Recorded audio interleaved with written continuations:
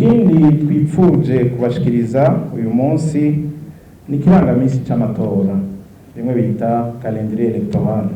Ni ikintu gihambaye cyane gituma umwe wese yisuganya yongereza umwete mu gukurikirana ibikorwa by'amatora. Twagomba twibutsa abarundi n'amakungu ko mu gushikiriza ikirangamisi c'amatora y'umwaka wa 2025 twisunga amategeko y'igihugu kandi tukisunga amatora yabaye mu mwaka wa 2020. Turanisunga kandi aho inzego ziri ubu zatanguriye gukora n'aho ibiringo byazo bizoherera. Izo nazo zatanguye gukora ku magenekerezo akurikira: ku magenekerezo ya ndwi Nyandagara mwaka wa 2020 n'abashinga amateka 24 Mukakara mwaka wa 2020 niho abagize inama z'amakomine zatangura gukora. Kwigenekerezo ya 2025 Nyandagara mwaka wa 2020 niho abakenguza amateka batangura gukora. Hama kwigenekerezo ya 10 Nyakanga mwaka wa 2020 niho abagize inama z'imitumba n'amakartier zatangura gukora.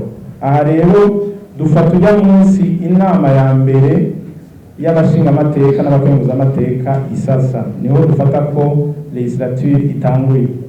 Nimuze dufata hajya mwatorewe, mufate hajya mwicariye mu Kigobe canke Igitega, hamwe umudepite abarusha imyaka le doyen d'âge agirisha inama ya mbere. Niyo tariki twafashe, mucare muhabura iminsi musigati. Bisigura ko ikiringo c'izo nzego kizorangira ku magenekereza akurikira: ici bitariki mu Nyandagaro mwaka wa 2025 ku bashinga amateka, 24 Mukakaro mwaka wa 2025 ku bagize inama z'amakomine, 25 Nyandagaro mwaka wa 2025 ku bakenguza amateka, na 10 Nyakanga mwaka wa 2025 ku bagize inama z'imitumba n'iz'amakartier. Ikirangamisi rero c'amatora ategekanijwe mu mwaka wa 2025 ni iki gikurikira: itariki ya 5 z'ukwezi kwa gatandatu umwaka wa 2025 hazoba amatora y'abashinga amateka n'abajenama b'amakomine. Aya matora azobera rimwe. Itariki ya 23 ukwezi kw'indwi umwaka wa 2025 hazoba amatora y'abakenguza amateka. Itariki ya 25 z'ukwezi k'umunani umwaka wa 2025 n'amatora y'abajenama b'imitumba n'amakartier. Ibiringo bikuru bizoba biriyo twisunze ingingo ya 11 y'itegeko rigenga amatora. Itegeko ry'umukuru w'igihugu rirarika bene igihugu kwitaba amatora ryoshirwa ku mukono itariki 7 z'ukwezi kwa-12 umwaka wa 2024. Hama yandi matariki twobibutsa cyane cyane abanyamigambwe niki kiringo cyo gutanga amadosiye y'abantu mwifuza ko boja mu matora. Twisunze ingingo y'108, y'129 n'130 y'itegeko rigenga amatora, muzaba mufise iminsi 15. Ngoma nisabe ndabona abajeje imigambwe ntituzorabane mu maso nihagera, murakunda guca musanga twongera iminsi. Urubanza rurazwi, mugwitegurire, mutondeka abantu banyu, mubaronderera amadosiye, mubaronderera amakosiyo, hamwe dutumye ko nukuri nimusore gusaba umwanya, kuko kongera umwanya bitwara amafaranga. Amafaranga nazo gukoresha amatora murazi yuko ari uburyo bw'igihugu. Twosaba yuko tutoremereza cyane igihugu kuko uburyo butoroshe.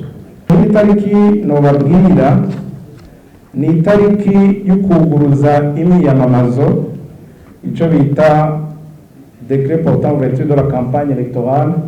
Nayo twisunze ingingo ya 25 y'itegeko rigenga amatora, iyo yashizwe ku mukono itariki 9 z'ukwa gatanu umwaka wa 2025. Kuri début ya legislature ni itariki 7 z'ukumunani. Murabona yuko hariko haregereza. Hanyuma irindi tora ni itora y'abahanuzi b'amakomine. amatora y'abadepite, amatora y'abajenama b'amakomine, amatora y'abasenateri n'amatora y'abantu zo ku mitumba azotumagirirwa ko rimwe, kuko ingingo yo mu code electoral iravuga yuko amatora iyo atarenze amezi 3 ashobora kurarikirwa rimwe, n'ingingo ya 11. Rero amatora y'abajenama b'amakomine azobera umunsi umwe n'ay'abashingamateka, ibiringo byo kuyamagaza, ibiringo byo kudepoza amadosiye, ibiringo byo kuyiga, ibiringo byo kwitwara ko batanyuzwe n'ingingo yafashwe na seni, ibiringo by'imyiyamamazo, byose bisa n'ibiri mu matora y'abadepite. Hazoba rero hasigaye amatora y'abakenguzamateka. Murazi yuko abakenguzamateka batorwa n'inama za komine, hanyuma bavuga ko ari abakenguzamateka babiri ku ntara. Ubu dufise intara 5, hazoba hari abasenateri 10 hamwe n'abatwa 3 bongerwako.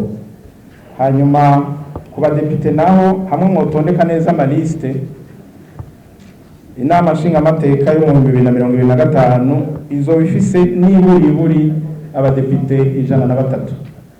103 batowe na 3 b'abatwa bongerwako. Ariko aha murabizi rimwe amaliste agenda uko yagenze, ari gusanga bya bitigira ibisabwa mwibwirizwa shingiro bitabonetse, 60% by'abahutu, 40% by'abatutsi na 30% n'iburi 30% by'abakenyezi.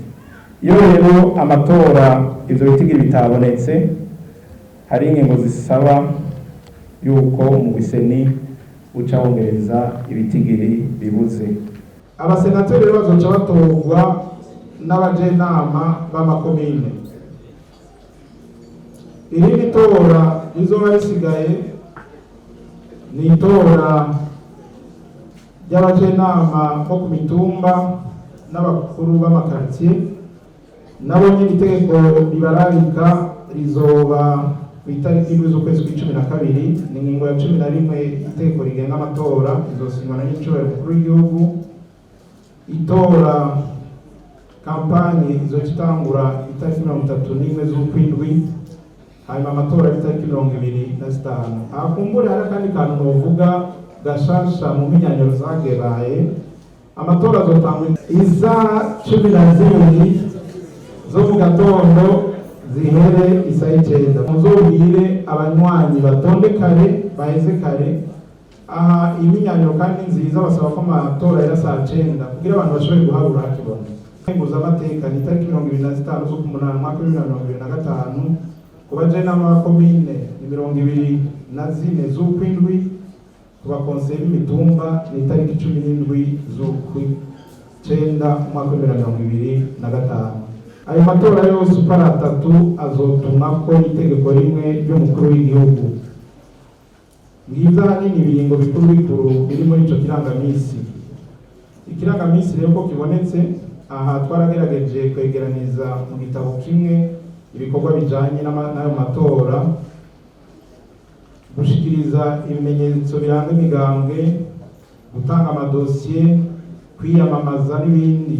Twifuza ko ico kirangamisi cy'amatora cyofasha umwe wese mu bimwerekeye mu kwitegura neza amatora mu 2025, kuraba ico shobora kuba intambamyi no gutora inyishu zirama kugira ngo dushike kwihangiro ry'amatora meza adakumira kandi atekanye. Umugwi seni uboneyeho akaryo ko kwibutsa no guhamagarira abarundi bose badafise ikarata karangamuntu bakwije imyaka 18 n'irenga ngo bihute kukarondera kugira biyandikishe bashike ku rutonde rw'abazotora bongere baronke uburenganzira bwo kwitoza. Umugwi seni ubasabye gusidukana n'iyonka mu kwitabira igikorwa gihambaye cy'igihugu cyo kwiyandikisha kugira ngo nibiyake uburenganzira bwabo. Namwe mwitavye ino nama musabye kubwira aho mwaje muserukira bazirondere kare. Ubushikiranganji mu byo bujejwe harimo intwaro hagati mu gihugu nabwo buhimirize abasitanteri barongoye amakomine ngo borohereza abaje babagana kwironka. Iryo yandikwa rikaba rizotangura ku igenekerezo rya 22 Gitugutu rigasozerwa ku igenekerezo rya 31 Gitugutu umwaka wa 2024. Aha twafashe iminsi 10 kandi twagomba dufashanye muzorari kabene gihugu bitabe byandikishe kare ico gikorwa cyo kwandika bazotora n'uburorezi bw'ico gikorwa. Igikorwa cyandikwa kiri mu mice ibiri mikuru ari yandikwa mu gihugu hagati muri ibyo bibanza duhejeje kubereka. Hariho n'iyandikwa hanze y'igihugu mu buserukizi bw'u Burundi mu makungu hamwe no mu basirikare bari mu butumwa bwo kugarukana amahoro n'umutekano mu bihugu byo hanze.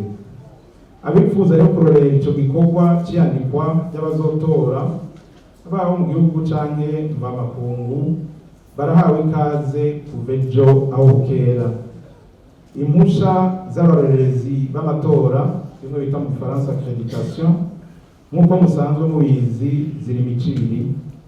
Hari izitangwa mu mugwiseni ku cicaro gikuru kubifuza kugira uburorerezi bw'amatora canke yandikwa mu gihugu cose. Hari n'abandi rero n'izindi zitangwa n'imigwi ije gutunganya amatora ku rwego rw'intara bimwe bita mu Faransa observation locale. Abarorerezi bazororera iyandikwa cyangwa amatora mu ntara cyangwa makomine. Umuntu rero ashobora kubisaba ku giti ciwe canke cishirahamwe. Ibisabwa kugira ngo baronswe izo mpusha ni bikurikira: ni kete ryo kubisaba, mugomba kuzorera ku rwego rw'igihugu muri za cyicaro gikuru ca seni, mugomba kuzororera mu ntara cyangwa makomine mujane ku byicaro by'amasepi mu ntara. Ikindi naco urutonde rwabo musabira ubwo ruhusha. Hama ikindi naco nagakopi karangamuntu y'umumwe wese. Tukaba dusabye indorerezi zose ko zokora ico gikorwa mu bwitonzi. Hano turi kumwe n'abaserukira inzego zijejwe umutekano. Twashaka mumve ko gucungera abakozi, ibikoresho, ibibanza biberamwo iyandikwa n'abaje kwiyandikisha ari ngombwa. Ni igikorwa bamenyereye ariko nitworeka gusaba ko hokongerezwa inguvu kugira ngo bigende neza gusumba.